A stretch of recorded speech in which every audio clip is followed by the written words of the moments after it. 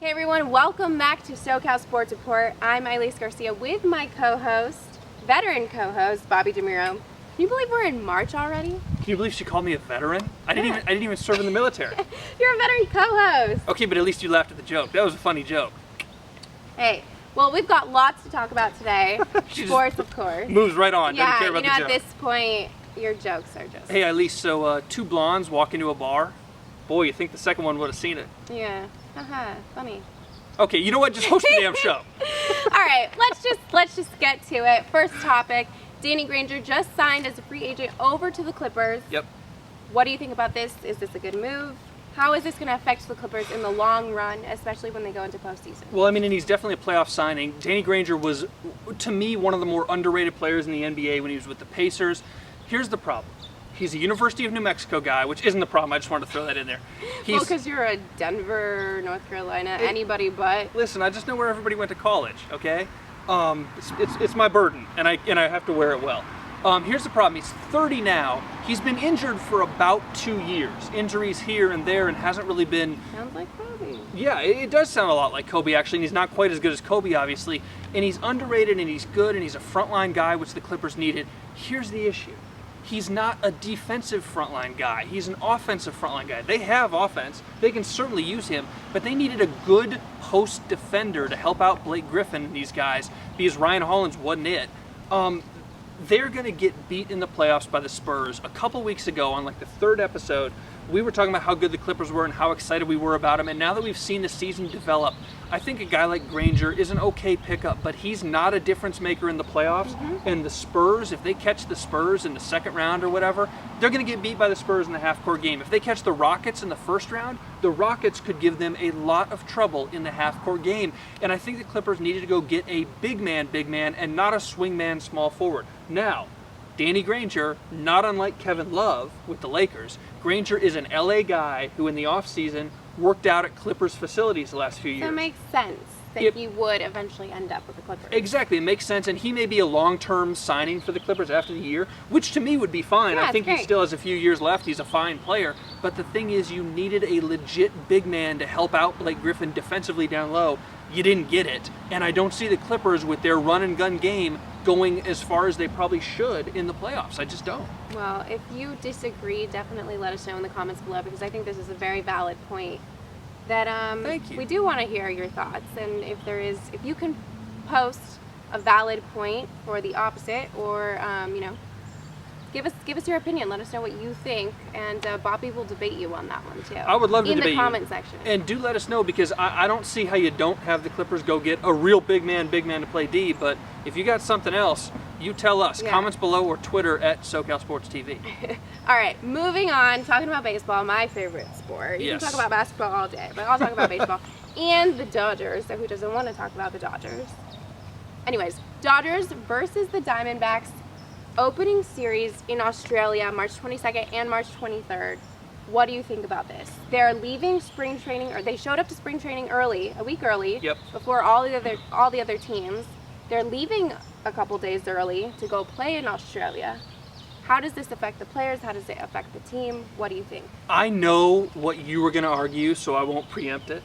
But I will argue against you. I think it's a dumb idea. I think it's a gimmick. I think it's stupid. It'd be one thing, the Rockies and the Padres a few years ago played an opening series in Monterrey, Mexico. Far enough away, but it's a couple-hour plane flight. You're in, I think, the central time zone, whatever. This is Australia. This is across the international date line, and you're asking these players to travel across the date line and back in a span of 3 days. Now, they're not China dolls, with the exception of Matt Kemp, so they're not going to get injured on the plane by traveling, but this fatigue is going to affect them. It's weird and quirky and gimmicky. And another argument that I don't hear many people making, because they're playing a couple games early and extra ahead of the season, these two teams are going to get extra off days during the year, because you can only play 162 games during the year, that other teams in their division and league aren't going to get, and that's going to become critical and a huge advantage for them come September and October. I think it's a stupid thing. You've got international leagues, you've got Winter World Series and crap like that in the Dominican and whatever. Australia itself has a Claxton Shield, which is a winter baseball league that just finished a couple weeks ago. You've got baseball in these places. I understand wanting to bring more. This is not the way to do it. Wow. What an argument. Well, I am going to disagree. And I know Granger obviously agrees with you. He's not a fan. He was very outspoken about that. And Australia fans definitely had something to say about that as well.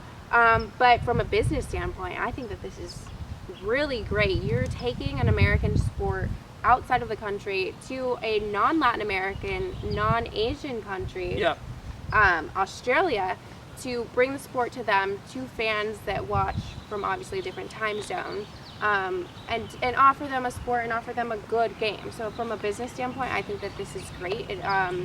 It really just expands the sport of baseball, because many people say that baseball is a dying sport. So that's a hell of a debate. It's totally going to be a different episode, but whatever, keep going. Yeah, anyways, well, you know, like a lot of fans are a lot of people don't watch baseball because it's such a long game. And so I think that this is great for all sides of the business spectrum to take the sport and open it up in Australia. And it is growing very rapidly in Australia as a popular game. The NFL does this, the NBA's done this in the past, so I understand why you do it. It doesn't mean I'm a fan of it. Yeah, and like you said, they do have other championship games outside of the U.S., so it's like, okay, here's another one. And from a player standpoint, I can completely understand. You don't want to be doing that. You don't want to be changing time zones with your body. But from a business standpoint, you know, at the end of the day, the player plays for the organization, and so they're going to have to go along with it. Well, here's a business standpoint for you. In the games in Australia, the Diamondbacks are the home team. What happens to that revenue they lose from 2 or 3 home dates having to play in Australia instead of Bank One Ballpark? That affects them as well, but then they may also somehow make up for it in jersey sales or uniform and TV sales. I'm sure there's a TV rights deal in Australia. Exactly. I get it. I don't think that they would go into it with a lose-lose scenario. They would definitely, you know, argue their point and make their deal worthwhile. Speaking of arguing your point, you guys tell us what you think of this opening series, because it happens this week. You might be watching this show after it already happened. Yeah. So let us know what you think of the opening series and what you think about teams going to Australia as we move to topic 3. And who will win, Dodgers or Diamondbacks? Oh, Dodgers easily. Yeah. They've got a shorter flight.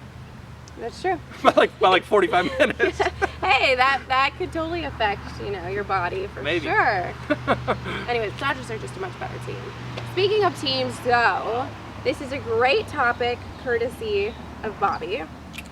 Which California team has the best mascot? You know what just hit me? I should have done the Lee Corso, where you have a mascot head sitting off to the side and you put it on. I didn't have any. Too bad there's no team playing, though, because then we would. Yeah, I know. We had college kids yelling behind us and stuff. That would be more fun. We already have college kids yelling behind us, but it's not the reason we want it. Okay, so here's my evaluation of mascots, and it's obviously subjective. What's the coolest or the funniest, or who's your favorite team? Eilis is going to say USC Trojans are the best mascot because she's a Trojan. She also likes Cal. I will say it all the way to my grave. To your grave. Cal can go, you know what. Cal can what? Yeah.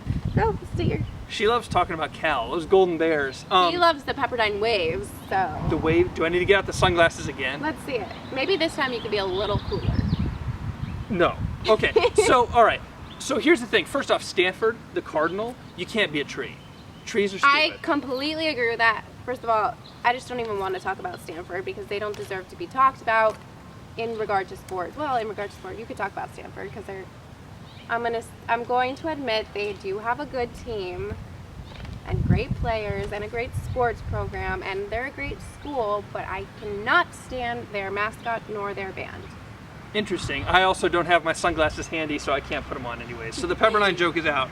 A lot of California teams, and this is obvious, but it's also cool to think about it. A lot of them are East Coast holdovers, mascots. The Giants, the Athletics, the Warriors, the Dodgers, the Clippers, the Lakers, for God's sakes. A lot of them are Midwest, East Coast holdovers, so it's cool and also weird that a lot of California mascots don't actually have very much to do with California.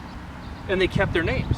The Oakland Athletics had nothing to do with California. They were in Philly and then Kansas City. So does that hurt the identity of these mascots, or does it help them because it gives those teams a history?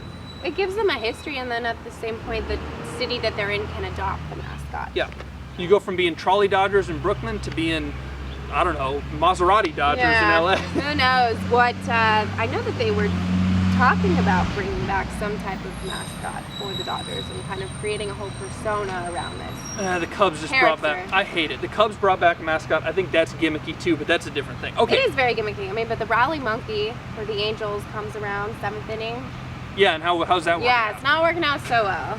Okay, so I've got my favorite nickname mascot choices. Are you ready for this? All right, let's hear it. Okay, collegiately, it's either the UC Irvine Anteaters. What? They're the Anteaters. Anteater. Yes, exactly. They eat ants. Yeah, are ants annoying? Yeah, but so they're performing a public service. An anteater. Are you kidding me? No, Who wants to be an anteater? I would. Oh man.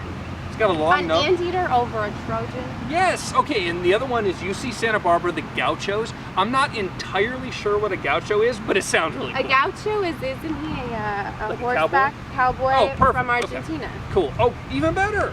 He's not Cuban, but he's cool.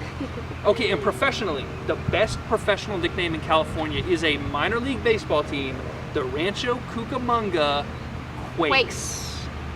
All right. That's some heat. That's a true California name.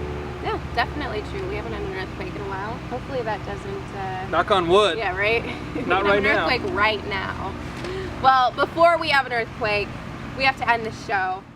Literally, just let us know whatever you think. Also, tweet us. We have a lot of Twitter followers and a lot of people tweeting us. It's growing. So definitely, we talk back, we tweet back. So, yeah, we want to get to know you. That's it for today. We'll see you next week.